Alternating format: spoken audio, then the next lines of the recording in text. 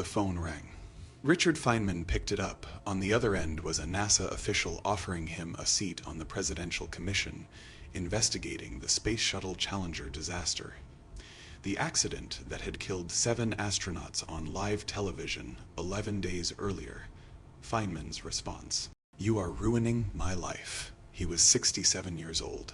He had already won the Nobel Prize. He had already helped build the atomic bomb. He had already revolutionized our understanding of how light and matter interact. He was fighting a rare cancer that had nearly killed him, and he was perfectly happy in Pasadena, California, doing exactly what he wanted. He did not need this, but he went. And what he did over the next 3 months, with a hardware store clamp, a pair of pliers, and a glass of ice water, became one of the most dramatic moments in the history of science communicating truth to power. And almost nobody knows the full story. The 28th of January, 1986. Challenger launches from Kennedy Space Center at 11:38 in the morning. 73 seconds later, it is gone. 7 crew members dead. The entire country watching. The Presidential Commission on the Space Shuttle Challenger accident, what the press quickly dubbed the Rogers Commission, was assembled within days.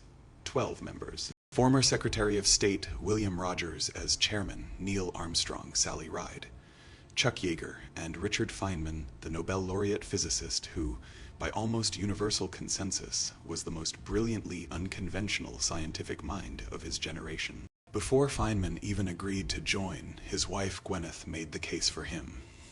She told him if he didn't go, there would be 12 people all following the same itinerary, attending the same meetings, asking the same questions.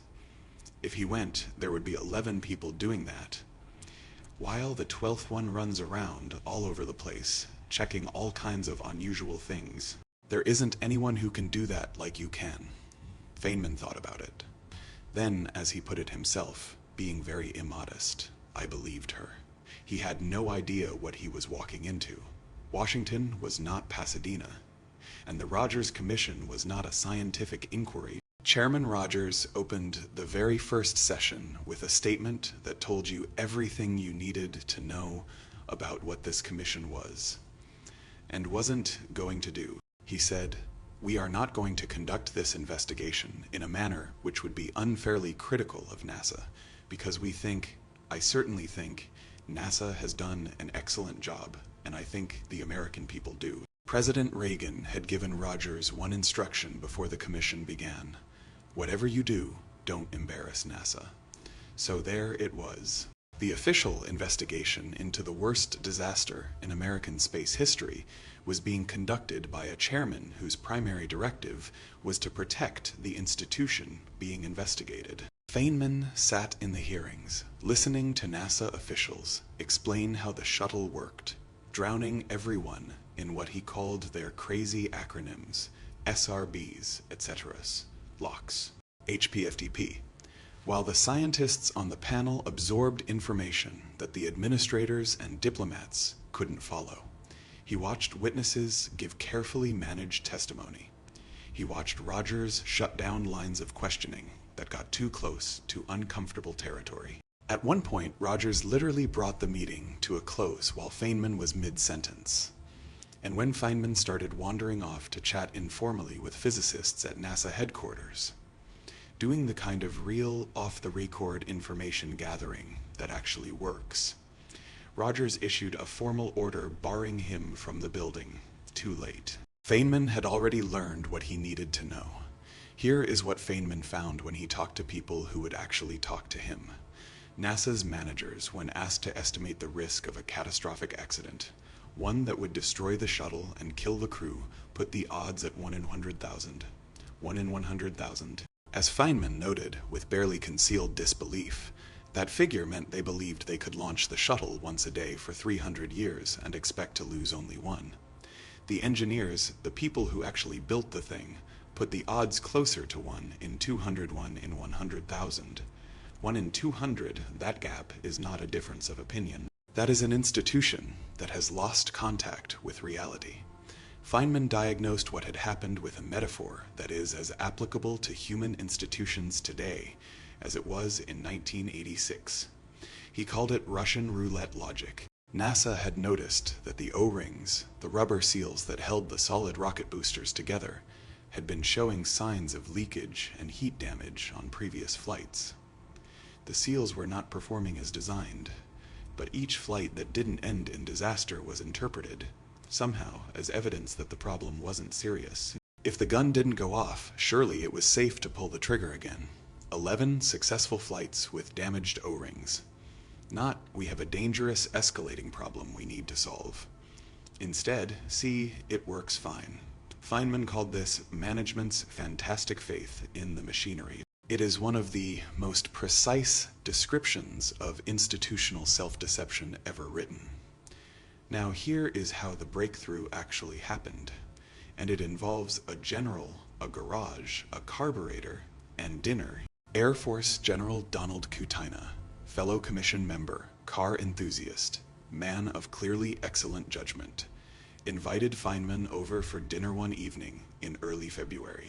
After the meal, he gave Feynman a tour of his garage, casually gesturing at an Opel GT he'd been working on, the carburetor laid out on a workbench. "Professor," Kutyna said, and accounts vary slightly on the exact wording, but the meaning is consistent.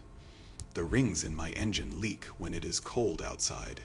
Do you think temperature might affect O-rings?" What Kutyna knew, but couldn't say, fellow Commissioner Sally Ride, a NASA employee risking her job to do the right thing, had slipped him an internal NASA document that the agency had been keeping from the commission. The document showed 2 columns of numbers, air temperature at the time of each previous shuttle launch, and O-ring resilience at various temperatures. The correlation was undeniable. Cold temperatures made the rubber O-rings stiff and less effective at doing their job. Challenger had launched on the coldest morning in shuttle history. Kutyna couldn't reveal where this information came from, so he engineered a dinner and pointed at a carburetor. Feynman, as he later described it, had a head-slapping moment. "Oh, it makes them stiff. Yes, of course." The next morning, Feynman went to a hardware store. He waited outside in his suit coat and tie, the costume he'd adopted to move among Washington's natives without appearing too conspicuous. He joked until the store opened. He bought a clamp and a pair of pliers. During the nationally televised hearing that day, he quietly used those pliers to pull a piece of rubber O-ring material off a scale model of the shuttle that was being passed around the room. He signaled to a nearby waiter to bring him a glass of ice water. He dunked the rubber in. He waited, Kutyna sitting beside him, watched the cameras. When they were still on another witness, he leaned over. "Not now," he said. Rogers called a recess. During the break, he was overheard in the men's room telling Neil Armstrong, "Feynman is becoming a real pain in the ass." They resumed. Rogers clicked his microphone lever. "Dr. Feynman has 1 or 2 comments he would like to make." Feynman held up the chunk of rubber. He explained, calmly, precisely, in the language of physics translated perfectly into plain English, that he had taken the O-ring material, put it in ice water, and discovered that when you compress it and release it at 32 degrees Fahrenheit, it does not spring back. It holds the compressed shape. It loses its resilience entirely. "I believe," he said with characteristic understatement, "that has some significance for our problem." That was it. No theatrics, no accusations, no political maneuvering. Just a scientist, a glass of ice water, and a piece of rubber, demonstrating, on live national television, exactly how the shuttle had failed, and exactly why NASA's management had been wrong to launch on a cold January morning. The footage was played and replayed around the world. Physicist Freeman Dyson, Feynman's friend and peer, described what the world had witnessed. The public saw with their own eyes how science is done, how a great scientist thinks with his hands, how nature gives a clear answer when a scientist asks her a clear question. That sentence deserves to be read twice, because it captures something that goes far beyond the Challenger investigation. Science is not primarily a collection of facts. It is a method, a way of asking the universe a question and accepting whatever answer it gives. Not the answer you wanted, not the answer that is politically convenient, not the answer that protects your institution's reputation. Whatever the universe actually says. Feynman asked the universe a clear question. It answered. He reported the answer. That is all he did. And it was, in that moment, the most radical act of honesty in the room. But here is the part of the Challenger story that gets left out of the dramatic O-ring moment. Feynman didn't stop there. For 3 months, while simultaneously receiving cancer treatments at a Washington hospital, he continued digging. He wrote to his wife, "I am determined to do the job of finding out what happened. Let the chips fall." He expected NASA would try to overwhelm him with data and bureaucratic procedure, buying time to manage the narrative. He was right. They tried. It didn't work.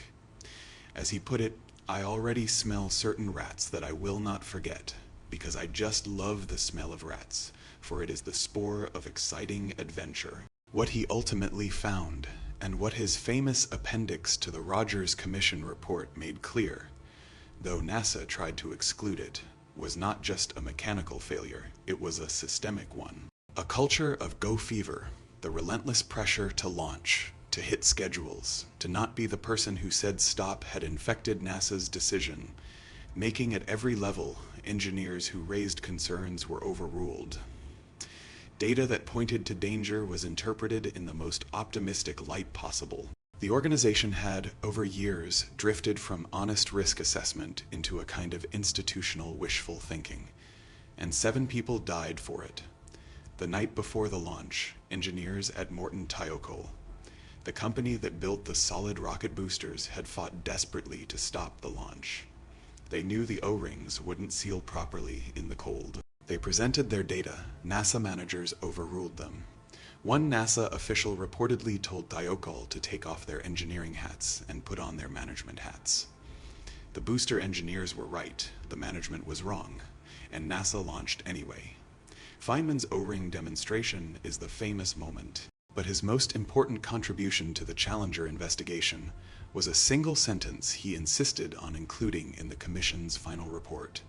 A sentence that NASA officials tried to remove, and that Rogers himself tried to exclude. Feynman fought for it. He threatened to remove his name from the entire report if it was left out. It stayed. The sentence, "For a successful technology, reality must take precedence over public relations, for nature cannot be fooled." Nature cannot be fooled, not by optimistic risk estimates, not by institutional pressure, not by the need to not embarrass NASA, not by presidential mandates or chairman's directives or the careers of the people in the room. Nature cannot be fooled at 32 degrees Fahrenheit. O-rings lose their resilience. It doesn't matter who wants them to work.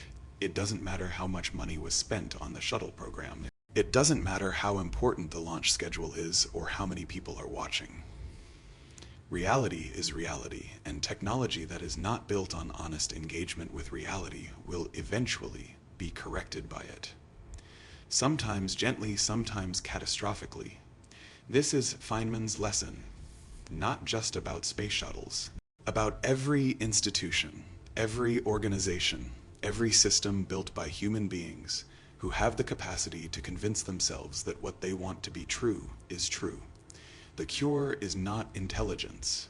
Many of the people who failed at NASA were intelligent. The cure is a specific kind of intellectual honesty, a commitment to letting the evidence be what it is, even when it is inconvenient, even when it threatens the institution, even when no one in the room wants to hear it.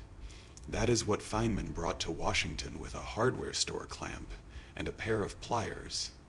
That is what he always brought to everything. Richard Feynman died on the 15th of February, 1988, almost exactly 2 years after Challenger. The cancer he had been fighting finally won. He was 69 in one of his last recorded conversations. He was asked what he thought happened after death. He said with complete equanimity, "I don't have to know an answer. I don't feel frightened by not knowing things." That was the man. Not frightened by not knowing, driven by it, determined to find out, committed, absolutely, and without compromise, to letting reality be whatever it turned out to be. The Challenger investigation was, in many ways, a microcosm of everything Feynman stood for his entire life. Institutions deceive themselves. Data gets filtered through what people want to believe. Inconvenient truth get managed, and occasionally someone walks into the room with a glass of ice water and shows everyone what is actually true. We need more people like that, in science, in government, in medicine, in every institution that makes decisions that affect human lives, which is all of them. The ice water question is always the same. What does reality actually say, not what do we want it to say? Not what is it politically convenient for it to say. What does it actually say? Nature cannot be fooled. Feynman never forgot that. And neither should we subscribe if you believe that matters, because the world runs on which answer you give to that question.